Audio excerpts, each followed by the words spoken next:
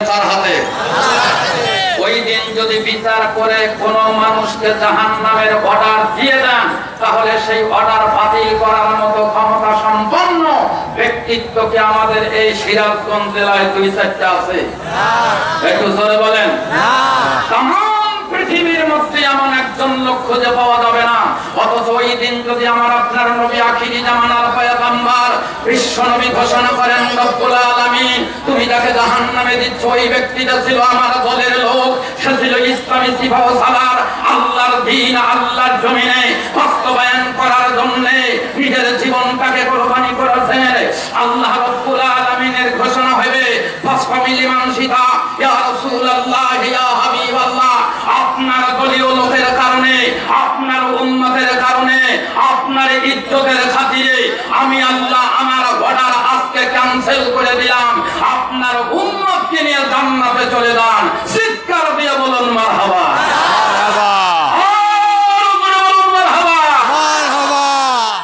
এমন একজন নবীর উম্মত হতে পেরে আমরা খুশি না বাজার? খুশি।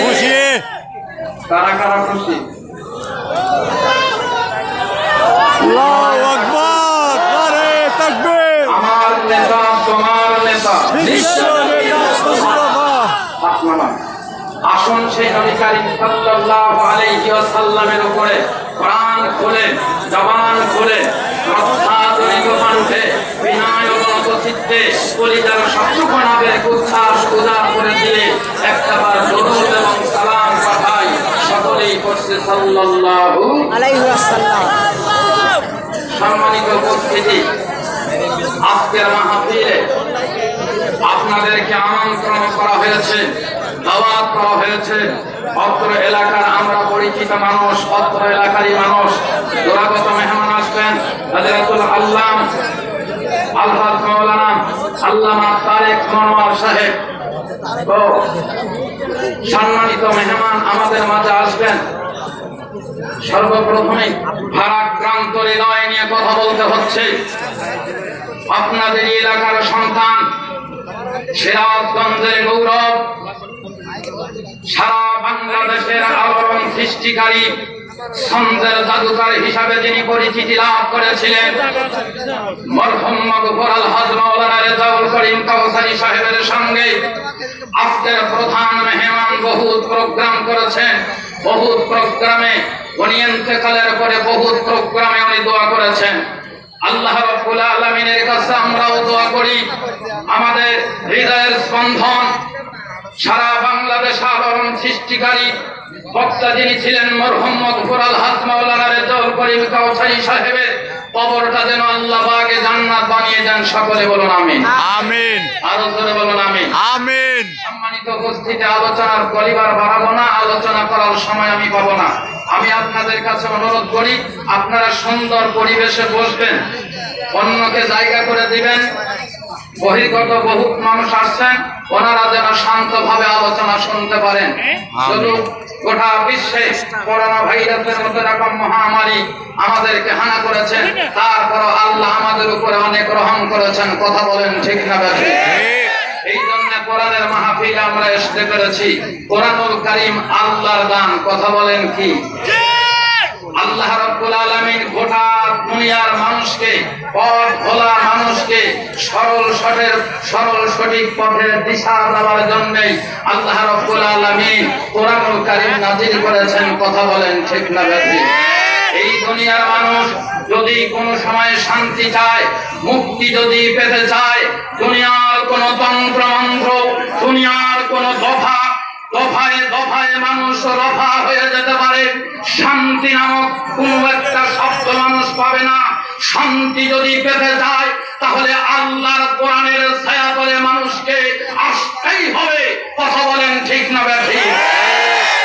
কোরআন ছাড়া গোটা দুনিয়ায় শান্তির আশা করা যায় না।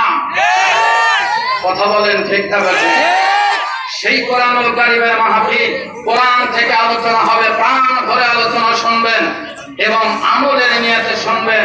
আল্লাহ যেন আমল করার তৌফিক দান করেন। সকলে বলুন আমিন। আরো জোরে বলুন আমিন। মুসলমান, কোরআনের মাহফিল শোনার জন্য এসেছেন। কোরআন শোনার জন্য যদি মানুষ আসে, ওই মানুষদের কোনো ভয় ভীতি কিচ্ছু নাই। কথা বলেন ঠিক না বেঠিক? তার কারণ মুসলমান হলো আল্লাহর সৈনিক। কিসের সৈনিক? ভয়ের কোনো অবকাশ নাই। আছে? এত মানুষের সমাগম যদি অন্য কোন মানুষেরা জোগাড় করতে চাইতো তাহলে অনেক রকমের ভলেন্টিয়ার লাগতো কি লাগতো না?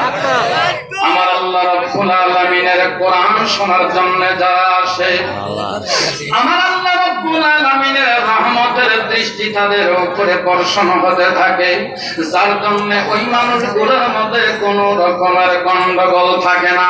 কথা বলেন ঠিক না বেঠিক? এই জন্য মুসলমান, তোমরা কোরআন শোনার জন্য এসেছো, মুসলমানদের কোনো ভয় নাই, মুসলমানদের কোনো চিন্তা নাই। লা খাউফুন আলাইহিম ওয়ালা হুম ইয়াহজানুন। মুসলমানের কোনো ভয় নাই, কোনো চিন্তা নাই, আমাদের হাতে আছে কোরআন। কথা বলেন ঠিক না বেঠিক? ওরে মুসলিম ভীরুকা পুরুষ, ওরে মুসলিম ভীরুকা পুরুষ, ভয় কেন আশা করিস রণে? কিসের শঙ্কা সুখে তমাদি জীবন পাবি রণাঙ্গনে। আর মোর সন্তান মোরা তলোয়ার দেখে কবু কি দূরি, আঘাতে আঘাতে জীবন মোদের গরজায় ওঠে নতুন করে। যাতনা সহেছি, আগুনে পড়েছি, ডুবেছি মোরা পাতাল নিরে, মরিয়া হয়ে লড়াই করেছি, অজয় করেছি ইসলামের নশ নশ তুইহীন নশ। আসরে তোর অজয় খাতি মুসলিম তুই বিশ্বাস কর, দুনিয়া মাঝে আমরাই শ্রেষ্ঠ জাতি। পবনা দলে কতর বহু খামজা তরাই তাবুক বলে, তাবুক বলে।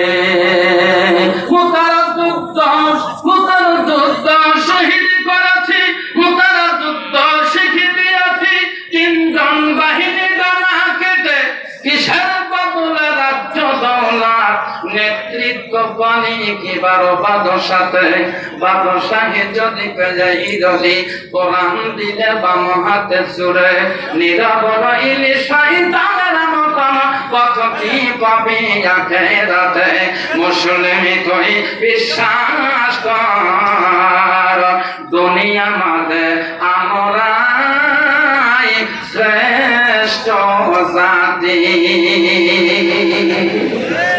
কথা বলেন ঠিক না বেঠিক? ও মুসলমান, মুসলমানের ভয় নাই, মুসলমানের আছে কোরআন। এই কোরআন যদি দুনিয়ার মানুষ আঁকড়িয়ে ধরে রাখতে পারে, নবী ঘোষণা করেছেন তারাকতুম ফীকুম আমরাইনি লান তাদিল্লু মা তামাসসাকতুম বিহিমা কিতাবাল্লাহি ওয়া সুন্নাতি রাসূল। যদি তোমরা, আল্লাহর নবী ঘোষণা করেন আমি দুনিয়ায় থাকব না, আমি তোমাদের মাঝে চলে যাব, তোমাদের মাঝে দুইটা জিনিস রেখে গেলাম, একটা হলো কোরআন আর একটা হলো আমার আদর্শ হাদিস।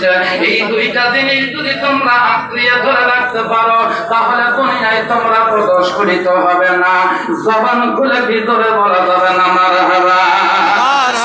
পীর মুসলমান ধরো আল কোরআন, পীর মুসলমান ধরো আল কোরআন, ফিরায়ে আনো সেই হারানো সম্মান। পীর মুসলমান ধরো আল কোরআন, ফিরায়ে আনো সেই হারানো সম্মান। নারায়ে তাকবীর, আল্লাহু আকবার, নারায়ে তাকবীর, আল্লাহু আকবার, নারায়ে তাকবীর, আল্লাহু আকবার। যেই আওয়াজ শুনে ওরা মুসলমান ভয়ে কাঁপিত, কাফির ও বেঈমান তাওরে সেই হুঙ্কার করে তলোয়ার, দুনিয়া হতে রাসূল মারো। পীর মুসলমান ধরো আল কোরআন, ফিরালে আনো সেই হারানো সম্মান। জবান খুলে কি জোরে বলা যাবে না মারহাবা? এই ঈমান বলে হয়ে বলিয়ান, শাসন করেছেন দুনিয়া জাহান। যেই ঈমান বলে হয়ে বলিয়ান, শাসন করেছেন দুনিয়া জাহান। সত্যের সেই তলোয়ার না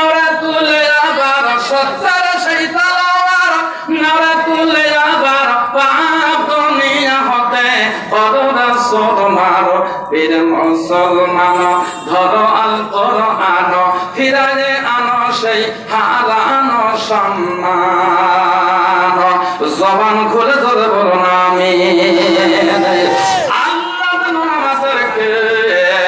আল্লাহ যেন আমাদেরকে কোরআন ধরে কোরআন অনুযায়ী জীবন পরিচালনা করে আল্লাহর দিন আল্লাহর জমিনে বাস্তবায়ন করার তৌফিক আমার আল্লাহ দান করেন সকলেই ধরে বলুন আমিন আমিন আরো ধরে বলুন আমিন আমিন নারায়ে তাকবীর আল্লাহু আকবার এই তাকবীরটা হলো প্রধান বক্তা আমাদের মাঝে উপস্থিত আলহামদুলিল্লাহ আলহামদুলিল্লাহ প্রধান বক্তা চলে এসেছেন আর কোনো টেনশন নাই আপনারা একেবারে আগের থেকে সুন্দর পরিবেশে বসুন আমার কিছু দায়িত্ব আছে স্থানীয় বক্তা পরিচিত বক্তা আমাদেরকে কিছু বাড়তি কাজ করতে হয় দূরাগত মেহমান আলোচনা করবেন এটাই আমরা সঙ্গ কথা বলেন ঠিক না বেঠিক আপনারা যারা এখানে এই পাশে দাঁড়ানো আছেন এই পাশে পর্যাপ্ত পরিমাণ জায়গা আছে